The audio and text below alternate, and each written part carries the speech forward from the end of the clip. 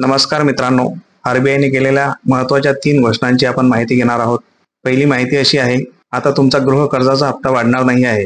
2. तुम्ही UPI वरून आता 5 लाखापर्यंतचा व्यवहार करू शकता. 3. तुम्ही बँकेत टाकलेला चेक त्याच दिवशी खात्यात जमा होऊ शकणार आहे. पहिल्या मुद्द्याविषयी रिझर्व्ह बँकेने सलग 9व्यांदा व्याजदर स्थिर ठेवण्याचा निर्णय घेतला आहे. त्यामुळे व्याजदर 6.5% कायम राहणार आहे. त्यामुळे कर्ज महागणार नाहीत. तसेच कर्जावरील EMI देखील पूर्वीप्रमाणेच राहणार आहेत.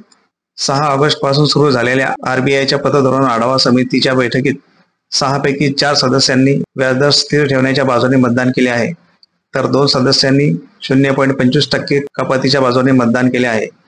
कपात न करण्यामागे प्रमुख कारण महागाईचे आहे. महागाईचा दर अजूनही 4% आहे.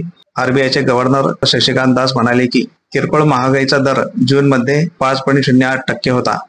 खाद्यान्न महागाईचा दर अस्थायी असता तर समितीने त्यावर विचार केला असता, परंतु सध्या व्याजदर घटविण्याचा धोका पत्करता येणार नाही.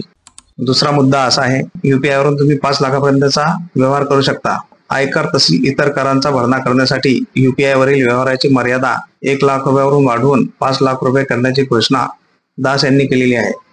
तिसरा मुद्दा चेकबद्दल आहे. पैसे जमा करण्यासाठी दिलेले धनादेश आता काही तासांमध्येच वटणार आहेत. सध्या धनादेश बँकेत टाकल्यानंतर पैसे जमा होण्यासाठी 2 दिवस लागतात. मात्र यंत्रणेत बदल झाल्यानंतर धनादेश बँकेत टाकला त्याच दिवशी खात्यात पैसे जमा होऊ शकतील.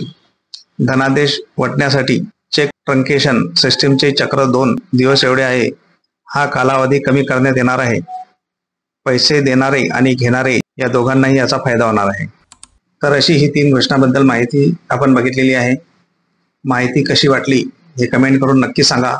व्हिडिओ आवडल्यास व्हिडिओला लाईक आणि शेअर नक्की करा व अशाच महत्त्वपूर्ण माहितीसाठी आपल्या चॅनलला सबस्क्राईब करून ठेवा. धन्यवाद. जय हिंद, जय महाराष्ट्र.